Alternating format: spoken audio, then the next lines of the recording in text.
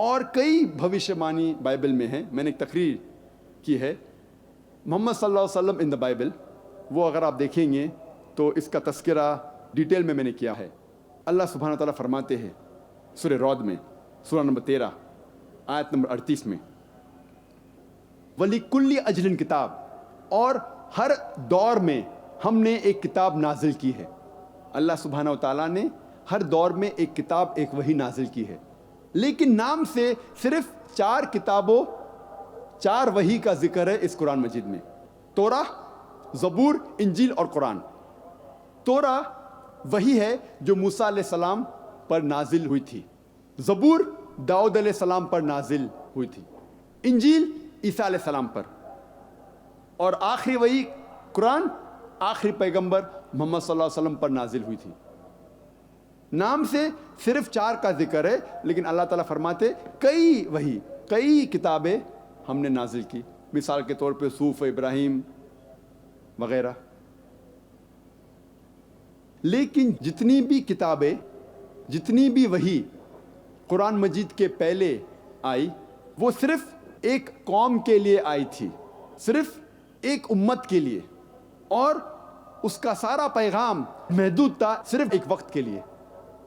لیکن کیونکہ قرآن مجید آخری وحی ہے، آخری کتاب اللہ سبحانہ و تعالیٰ کی طرف سے، وہ صرف مسلمانوں یا صرف عربوں کے لیے نہیں بھیجی گئی تھی، وہ سارے انسانیت کے لیے بھیجی گئی تھی. اور اللہ تعالیٰ فرماتے سورہ ابراہیم میں سورہ نمبر 14 آیت نمبر 1 میں الف لام را، ہم نے کتاب نازل کی محمد صلی اللہ علیہ وسلم پر تاکہ وہ انسانیت کو، ساری انسانیت کو اندھیرے سے اجالے میں لے جائے، روشنی تک لے جائے. اللہ تعالیٰ فرماتے سورہ ابراہیم میں سورہ نمبر 14 آیت نمبر 52 میں یہ قرآن نازل کی گئی ہے سارے انسانیت کے لیے، اور لوگ یہ جان لے کہ ایک ہی خدا ہے، اور لوگ یہ سمجھ لے کہ یہ انسانیت کے لیے. اور دا مین آف انڈرسٹینڈنگ، جو حکمت والے ہیں، وہ یہ جانتے ہیں.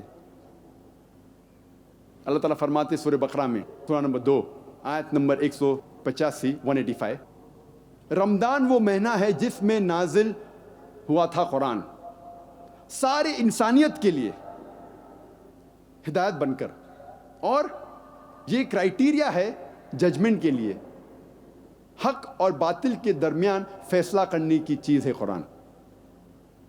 اللہ تعالیٰ فرماتے ہیں سورہ الزمر میں سورہ نمبر 39 آیت نمبر 41 میں قرآن ہم نے نازل کیا ہے محمد صلی اللہ علیہ وسلم پر تاکہ وہ ساری انسانیت کو ہدایت دے. قرآن میں یہ نہیں لکھا ہے کہ محمد صلی اللہ علیہ وسلم پہ قرآن نازل کیا گیا ہے صرف مسلمانوں کے لیے یا صرف عربوں کے لیے، لیکن کہا گیا ہے یہ کتاب ہدایت کے لیے، سارے انسانیت کے لیے.